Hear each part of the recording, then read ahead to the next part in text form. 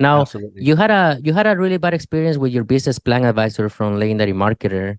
Um, did that basically kill the whole program for you, or can you say what's your honest opinion about the program itself? Well, it's a lot of copy and paste, clickbait kind of material, right? After having that amount of success, I was still going live on TikTok, and all the people I signed up to make that 40K were getting on my live on TikTok and complaining back to me about like, hey, I invested the 2,500. I'm in the decade of the day. I'm not getting any help. There's 200 people in there. I can't get my questions answered. And so the business advisor is more of a salesperson, right? And they probably should have got a better salesperson, but either way, he was just really pushy. Like, he didn't understand my situation. Like I was the lowest you could possibly get low, right? I was that or death. And just got out of prison on parole, had tons of classes, tons of fines, all those different things. But it kind of like ruined it for me when I sold this dream to individuals using the same marketing strategy. Make your first $10,000. It's super easy. Just invest $7. I would leave out the part it was 2,500. And then my mentor sat me down and said, look, you put together something by the personal branding you're learning, by using story selling and storytelling that I've taught you. Why don't you build your own program? Because there are so many individuals coming back to me complaining that they are posting in the Facebook group and they weren't getting their questions answered for 3 days. So a lot of them would quit or they'll go down another rabbit hole and they're just getting frustrated. So I was hearing all the backlash on all of that. Some were successful. I would say out of the 100 people I signed up, maybe 2 are making 10K per month. And that was not on my bill. Like that was, not me coaching them. That was just luck of the draw. They were unicorns, right? And so it all kind of like just transformed there. And I got a bad taste in my mouth. I still liked that there was an offer that I was able to promote because I did not have my offer. But as soon as my mentor said, hey, let's sit down and build out your own program. It started with the very first cohort. I done 2 cohorts, done a mastermind, then I launched my own stuff. But when I done that and I said, hey, my calendar is open, all those people I sold Legendary Marketer to, believe it or not, came back and bought my product. And it was only like, I think it was like $600 for a 4 or 6 week a mastermind. And out of the 20 or so people I signed up, 6 of them within that 6 weeks went to the Wake Up Show.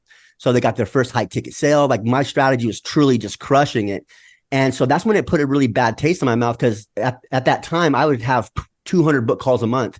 80% of those book calls came from LM, right? And I'd say 40%, maybe 50% of that 90, they purchased the blueprints, right? So I seen need in the market to actually help people in a different way, find their voice, find, use their avatar and all those different things. Not that Legendary is a horrible company. I just think they've grown so big, they lost attention to detail possibly, right?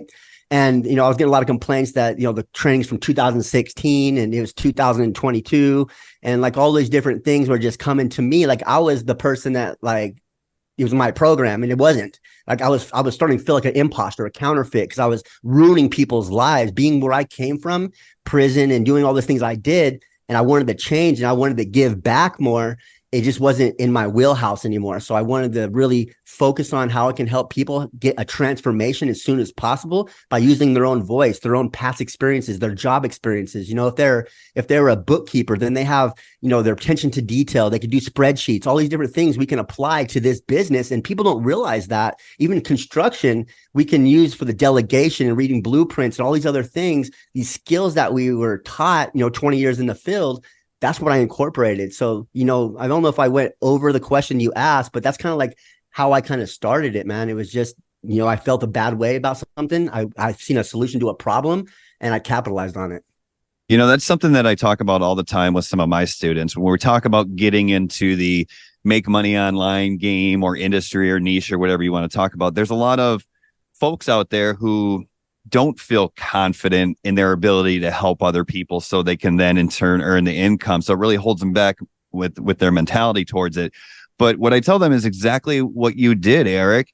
You went out there and you found a problem for yourself. You wanted to invest in some sort of education and you didn't like this part about one thing. So you solved your problem. You went out and you found a mentor who did things a little bit differently that worked out for you.